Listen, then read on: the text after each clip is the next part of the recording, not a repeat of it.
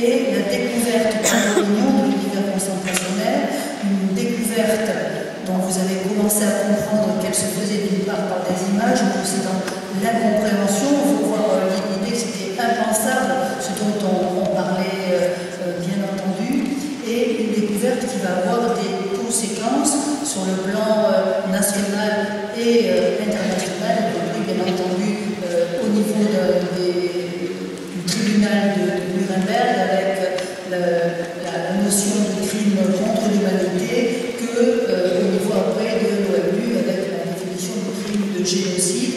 Donc il y a eu une espèce d'ébranlement fondamental qui s'est produit au niveau international à la suite de la découverte de la libération, j'ai bien entendu vos réserves, madame, de la libération des camps, en tout cas de la découverte de ce qui s'y était passé. Je vais donc me tourner d'abord vers Henri Morland, en lui demandant de nous raconter son arrivée en France, et effectivement ce qu'il peut nous dire sur cette découverte par l'opinion, la réaction de l'opinion vis-à-vis de ce qui avait pu se passer dans les camps de concentration et dans les camps d'extermination. Juste un mot, il n'y a pas eu de survivants sans la solidarité. Il y a des moments où on ne peut pas survivre tout seul. Quand on a le typhus et 42 fièvres, quand on a une dysenterie épouvantable, s'il n'y a pas quelqu'un qui vous ramène de retour de commando, un qui vous tient sous un bras et l'autre sous l'autre, on ne survit pas. Si pendant l'appel, quand on s'écroule, parce qu'on perd connaissance, si au moment où le SS retourne, on repasse pour nous compter, si les deux camarades ne mettent pas debout, on est bon pour la chambre à gaz. Donc la solidarité, il y a eu le pire, mais il y a eu aussi le meilleur. Alors, le bon retour. Donc je me retrouve dans un grand centre de rapatriement. D'abord, on me demande des papiers, j'ai pas de papiers, on me dit il nous faut des papiers parce qu'on contrôle tout le monde. Alors il y a les prisonniers de guerre, il y a les déportés du travail, les femmes. Et moi je leur dis, mais vous voyez, j'ai un tatouage sur le bras, j'ai les crânes tendus, rien ça va avec le papier. Les déportés, ils n'ont pas entendu, ils n'attendent pas de déporter. C'est pas encore le problème, ils ne savent pas. Donc, finalement, les prisonniers de guerre qui étaient avec moi dans la ville viennent, et se disent, à ce moment-là, tout le monde vient très, très coopérant, je suis aimable, et on me dit, on m'autorise à rentrer à Paris avec le prisonnier de guerre en question, qui habitait la banlieue, et on prend ses coordonnées, on dit on préviendra si on trouve quelque chose. Donc j'arrive à Paris, et sa femme m'attend à la gare, on va chez lui, on attend le prisonnier de retour, on met la table est servie, bref, et puis pendant le repas, il y a un coup de téléphone, on me dit on a retrouvé votre mère, elle est vivante, vos frères et sœurs aussi, ils sont dans votre appartement parisien, dans le 13e arrondissement, au 159 rue du Château-Janvier, on appelle un taxi, et vous partez. Bon. Et donc je suis arrivé, on habitait dans un HBM, vous savez, ces cités ouvrières du 13e arrondissement, dans laquelle j'ai vu ma mère qui m'attendait à la fenêtre du 3e étage, et voilà, j'ai retrouvé ma mère, j'ai retrouvé mes frères et sœurs, j'étais heureux, je crois que je me suis senti libre quand j'ai pris ma mère dans le bras, et elle m'a montré le petit mot que j'avais envoyé avec la lettre du chemin qu'elle avait faite sur elle pendant ces 3 années. Voilà. Alors, bien sûr, j'étais formidablement heureux, parce qu'on me demande des fois si ça a été facile de se réinsérer. Je dis quand on était prisonnier, qu'on devient libre, aller où on veut, c'est formidable. Je pouvais manger à ma faim, je pouvais penser à l'avenir, je pouvais me promener dans les rues de Paris, moi qui allais avoir 18 ans, c'était le printemps, qui avait vécu pendant 3 ans rien qu'avec des hommes, et il y avait des filles, et il n'y avait pas les yeux assez grands pour les regarder. Bref, je commençais à rêver à ces passer. Alors, la curiosité, la prise de conscience des gens, on ne m'a pas posé de questions. On m'a simplement, les premiers jours, les gens venaient avec des photos en me disant ce que vous avez connu à tel, à tel, à tel. Mais on ne m'a pas demandé de raconter. Et en tout cas, dans ma famille, ils étaient incapables d'entendre parler de de sa manière avec la perdu en plus de son mari et de ses enfants. Ses parents, une de ses sœurs, là, toute la famille de mon père avait disparu, tous ceux qui étaient restés près de ça, bref. Donc, j'ai pas parlé, pas parce qu'on m'aurait pas cru, mais parce qu'on m'a posé une question, et parce que je sentais bien qu'ils n'étaient pas en état de pouvoir recevoir. Il leur a fallu 60 ans de plus, et plus tard, quand ils ont pu parler, ça a été quand on a fêté le 60e anniversaire de la libération d'Auschwitz, ils m'ont dit qu'à chaque fois qu'il y avait une émission, on m'a dit comment il s'appelle, parce qu'ils ne pouvaient pas entendre. Et le jour où on a mis une plaque sur le grand séminaire, c'était 50 ans après notre départ, eh bien, il y avait eu des disques, on avait parlé comme ça, et ma famille était là au complet. Et quand j'ai dit après à la famille réunie, je m'adressais à une sœur, j'ai dit, j'ai été étonné que lui n'ait pas pu dire ça. J'étais le dernier à avoir vu papa, Denise, Bernard, et quand l'aîné de mes sœurs a compris de quoi je parlais, elle a trouvé l'emploi, et bien sûr on a parlé d'autre chose. Voilà, donc je n'ai pas parlé, on ne m'a pas questionné, et alors comment on est rentré à 3%, et beaucoup sont rentrés complètement ruinés, démunis, sans logement été disparu, les commerces avaient été spoliés, etc. Donc ça a été la vie difficile, et puis on était heureux quand même, parce qu'on était en vie et qu'on pouvait construire notre avenir. Est-ce que vous voulez que je crois que c'est bien là, M. Borand, tout à l'heure on reviendra là-dessus. Marie-Josée, les conditions de votre retour, ce qui se passe, la question que vous vous posez, jeune futur sociologue, justement sur cette prise de conscience et par la société et sur le plan international, et comment vous reconstruisez, même si Henri Borand a un petit peu récusé le mot. Voilà, d'abord, je rentre avec ma mère, on apprend que mon père est mort quand je suis mort. Nous arrivons de Poitras en Bretagne, et je retrouve les membres de ma famille. Ma grand-mère et deux sœurs aînées qui occupaient la région, ma sœur aînée à la direction dans une autre région. Mais par exemple, ma grande sœur a un petit enfant pendant 3 ans, comme j'étais plus rouillard, je n'avais donné aucune nouvelle, et je ne savais pas ce que c'était. Enfin, alors, on nous accueille, et ma grand-mère a écrit après, ma pauvre fille, elle avait 20 ans. Ma mère, elle est partie, la femme de 5 ans, elle avait forte, elle avait là. Et puis, on rentre, on prend un bateau pour aller à l'île de Boya, petite manifestation très chaleureuse, le maire et chanceleur des enfants. Ça, c'est très sympa. Et puis, on se réinstalle. Et moi, je suis dans ma chambre, j'avais une jeune fille, et c'est plus la même personne que j'étais dedans. D'ailleurs, ma sœur aînée avait venu m'inviter avec quelques amis, pour que je commence un petit peu à raconter. Et le lendemain, je dis, mais mes collègues m'ont dit, avec le regard qu'elle a, ta jeune sœur, dans 10 jours, elle sera morte. On portait la mort. Ce regard a frappé, j'en vois quand elle a parlé de ça. Alors, on se réinstalle, les voyages, impossible, si pas juste qu'on raconte rien. Et je comprenais que ce que nous racontons ici atroce, qu'un cerveau normal ne peut pas croire à de telles horreurs. Une voisine nous raconte, ah, ma pauvre petite, si vous savez, comme ici on était malheureux, on avait bien les légumes au jardin, on allait faire la pêche, mais on ne pouvait pas se débrouiller avec le bateau. En fait, c'était un tel décalage impossible. Et puis, une certaine difficulté, une grande dame qui était propriétaire tout à fait, dit, je ne veux pas accueillir ma famille une jeune fille qui vient de là-bas. Là-bas, quelle maladie elle ramène, suspicion. Et puis quelle promiscuité, avec qui il était, les prostituées, les voleuses, etc. Mais ça, je ne le recevrai pas chez moi. Alors, on se les pas extrême, hein, c'est déjà assez très gentil, mais l'impossibilité de comprendre. Alors devant cet état de fait, j'ai tout écrit. J'ai tout écrit, c'est resté un manuscrit qui a été publié beaucoup plus tard.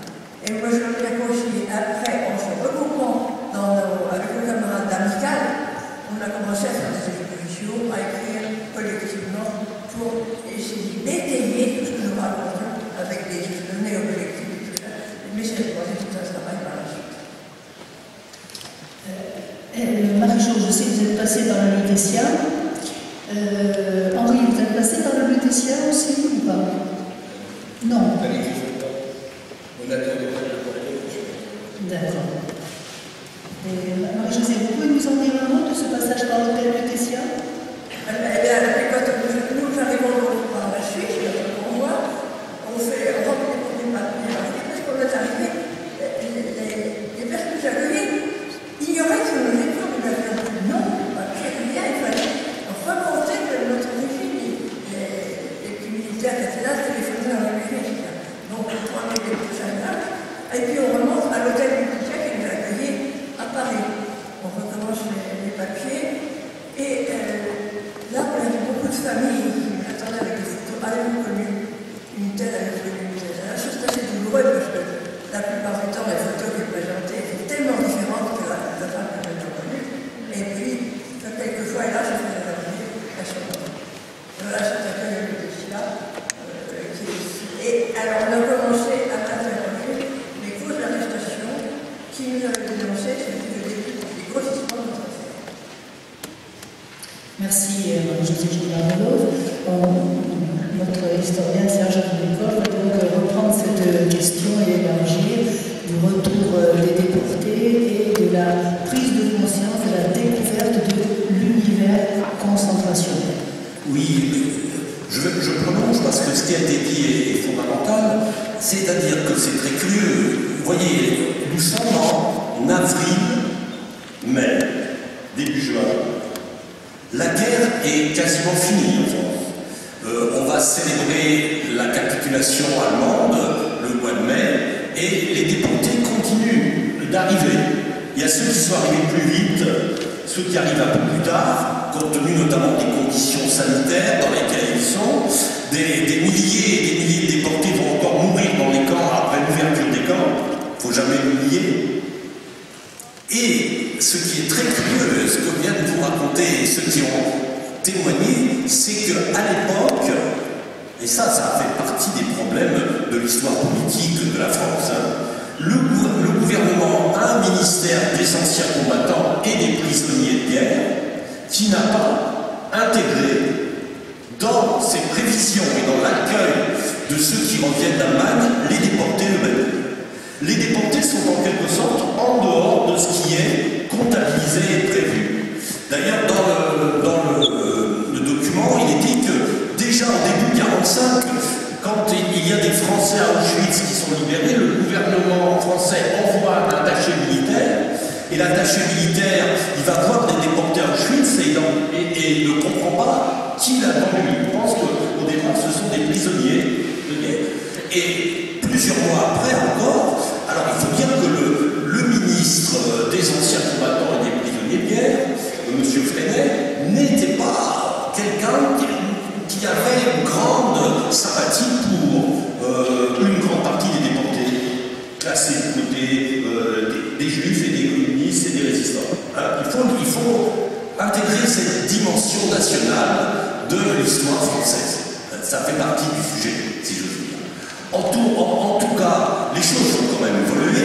On met en place au Lutetia des procédures d'accueil, mais dans ces procédures d'accueil, il y a les représentants de l'armée, du ministère, et puis il y a les associations, les militants, qui vont très vite effectivement faire un effort associatif, parce qu'on vient d'avoir deux exemples.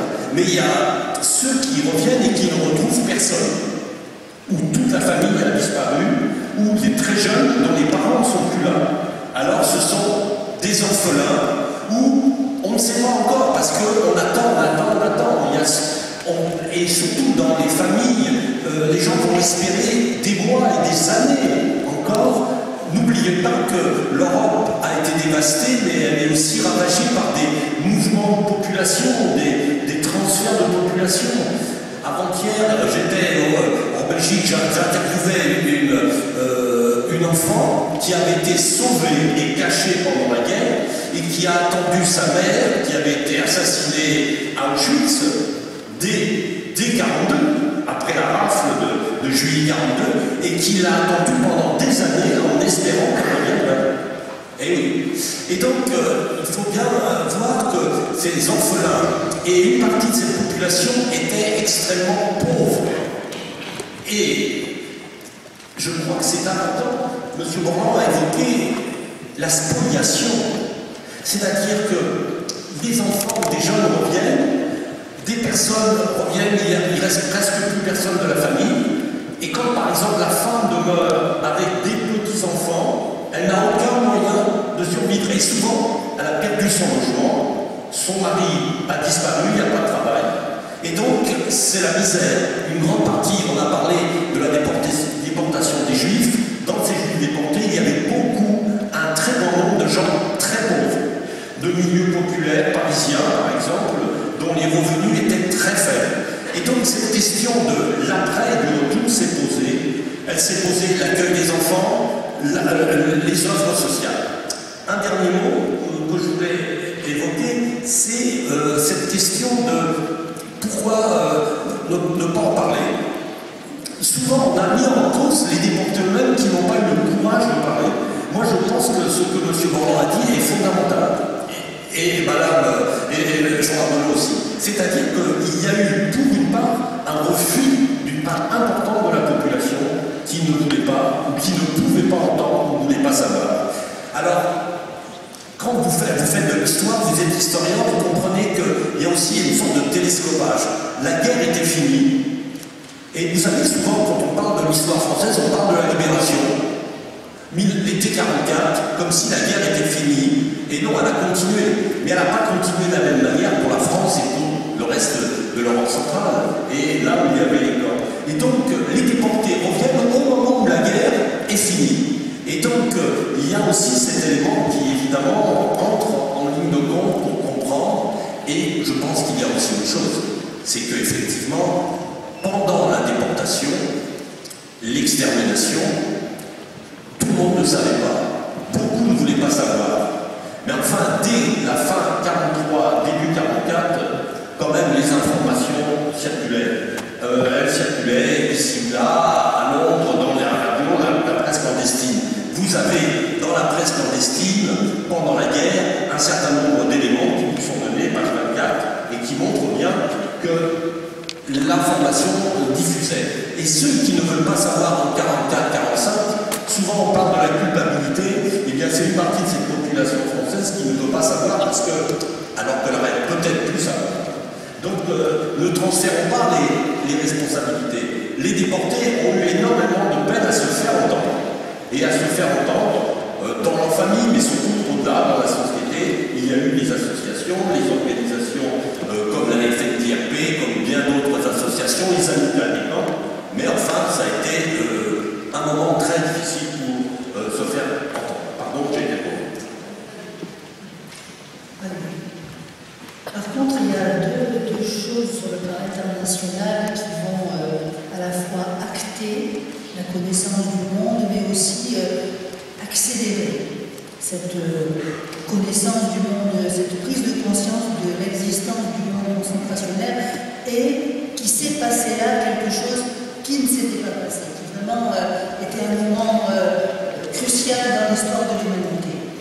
Et dès 1945, il est décidé de juger les responsables nazis encore en vie. De les juger selon, bien entendu, d'une part les crimes de guerre, ça existe, les crimes de guerre sur le plan juridique. Mais on crée à ce moment-là, il est inscrit dans le statut du tribunal de Nuremberg, un nouveau crime, qui est le crime contre l'humanité. Donc on définit à ce moment-là, dès 1945, quelque chose qui effectivement renvoie aux exécutions, renvoie au camp de concentration, renvoie au camp d'extermination, qui est le crime contre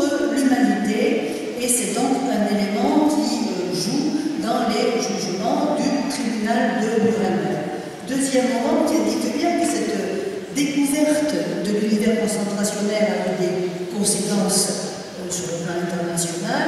Quand l'ONU décide d'élaborer une charte universelle des droits de l'homme en 1948, d'abord, on crée cette charte universelle. C'est bien l'idée que sur le plan international, dans tous les pays, il existe une déclaration qui concerne l'ensemble des hommes de la Terre, et ça, c'est la première fois que ça se passe. Déclaration universelle des droits de l'homme. Et il est attaché une convention, et là aussi c'est la première fois que le terme est employé, pour la prévention et la répression des crimes de génocide. Le mot n'existait pas, il a été créé tout à fait à la fin de la guerre, c'est un néologisme, il a été créé en 1944, il devient un terme reconnu sur le plan international en 1948. Donc ce sont ces deux moments qui sont extrêmement importants d'ailleurs. Pour la première fois aussi, une constitution française, celle de 1946, met en préambule la déclaration des droits de l'homme et du citoyen. Depuis ce moment-là, à chaque constitution en France, il y a en préambule la déclaration des droits de l'homme et du citoyen, celle de 1789. Donc on voit bien que cette prise de conscience, elle est difficile, très difficile bien sûr de déporter, de parler. Il est très difficile à ceux qui sortent de 5 ans de guerre et qui ont envie de tourner la page, de vivre, de l'entendre, mais sur le plan international, tant avec le tribunal de Nuremberg et les jugements des nazis, qui sont, comme vous savez, pour une bonne partie d'entre eux, suivis de condamnation à mort.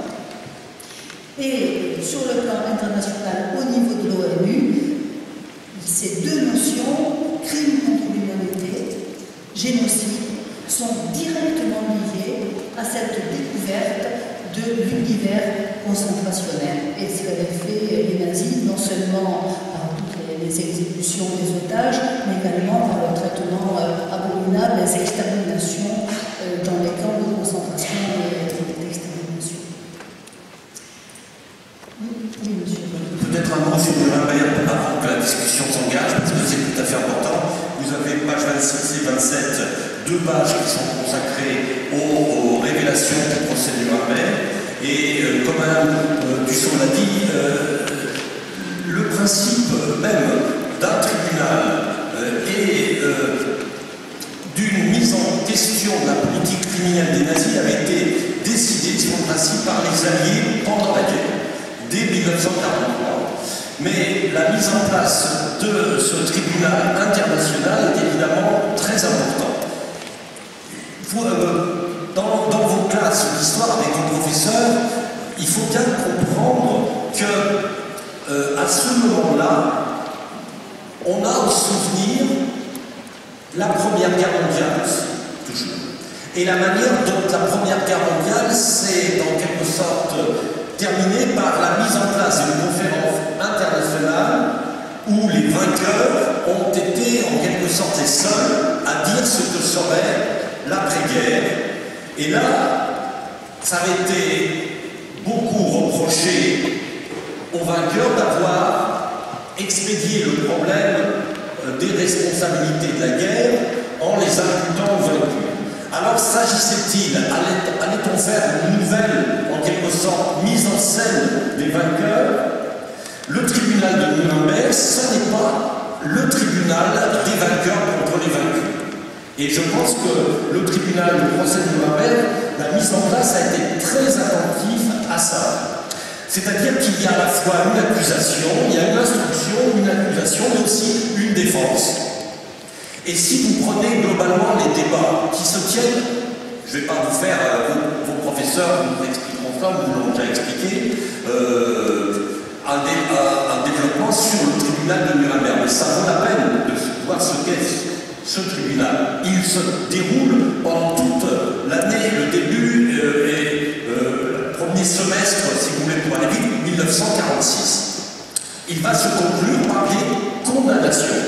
Et si l'on regarde les condamnations, y compris quelques condamnations à mort, eh bien, on peut dire qu'en regard des crimes qui ont été commis, c'est ces condamnations ne touchent qu'un tout petit nombre, qu'un vrai petit nombre de responsables, à tel point que nombre de résistants à l'époque se sont élevés sur la clémence du tribunal de Nuremberg. Et pourtant, avec le recul historique, y compris d'ailleurs nombre de ces résistants qui avaient été un peu choqués par une certaine impunité ou clémence au moment du tribunal dans le domaine des condamnations, vont se dire que l'essentiel fut ailleurs. Et l'essentiel de ce qui s'est passé au tribunal de Nuremberg, c'est que les dirigeants nazis ont dû à s'expliquer et ils ont manqué d'un courage total face à l'ensemble des preuves, des documents filmiques, des archives et des témoignages des déportés et des victimes de leur politique criminelle. Alors vous avez notamment des témoignages qui concernent le camp de Mauthausen et le témoignage tout à fait exceptionnel d'une Française, Marie-Claude Vaillant-Couturier, qui a présenté devant le tribunal de Nuremberg un témoignage tout à fait extraordinaire parce qu'elle a été à Auschwitz et dans le même témoignage, elle décrit une partie de ce dont nous avons commencé à parler, à la fois le système concentrationnel, la méthode des nazis pour diviser les déportés, mais aussi l'extermination au sein même du camp, et elle décrit ce que M. Orlan a dit, et d'autre part, en même temps, elle montre la solidarité et comment elle, avec d'autres, a pu survivre, comme Mme Jean-Barbelot l'évoquait, pour son expérience. Et donc, le tribunal de Nuremberg est tel que plus rien après ne sera comme avant de ce point de vue, et du point de vue de ce qu'on pourrait appeler, pas l'authenticité, mais ce qui s'est passé. Et vous savez, souvent on parle du devoir de mémoire. C'est une formule qui, à mon avis, serait plutôt à penser du côté du travail, de la pédagogie, de l'expérience pour faire fonctionner le travail historique au service de la mémoire. En tout cas, en 1946, c'est pas la mémoire dont il s'agit. C'est la vérité et c'est un travail documentaire et déjà de nature historique qui est réalisé, même si c'est dans un cadre juridique. On peut dire que les éléments qui ont été apportés, tout à l'heure on a parlé des camps et des Américains, il faut évoquer les cinéastes qui sont venus à l'ouverture des camps, qui sont venus d'Hollywood ou de Grande-Bretagne ou de France pour filmer ce qui s'est passé, les documents qui ont été sauvés d'ailleurs par les déportés pour apporter des témoignages sur ce qui s'était passé dans les camps, et cette documentation publiée ensuite a servi de point d'appui à de très nombreux travaux historiques. C'est en ce sens que le tribunal de Nuremberg et le procès de Nuremberg est fondamental. Pour le reste, vous savez qu'il y avait une dimension symbolique. Nuremberg, c'était la ville qui était considérée par les nazis comme le berceau, le cœur de leur idéologie. Tous les ans, il y avait le congrès du parti nazi, les lois criminelles de discrimination et qui ont constitué la doctrine nazie avaient été en grand nombre élaborées et surtout ratifiées à Nuremberg. Que le procès se déroule à Nuremberg, évidemment, était tout à fait important et symbolique. Eh bien, c'est maintenant vous qui avez donc la parole pour des remarques, pour des questions. Oui, il y a une question ici, là, si le micro est arrivé. Merci. Bonjour, Delphine Martel, je suis professeure au lycée Saint-Nicolas en lycée professionnel.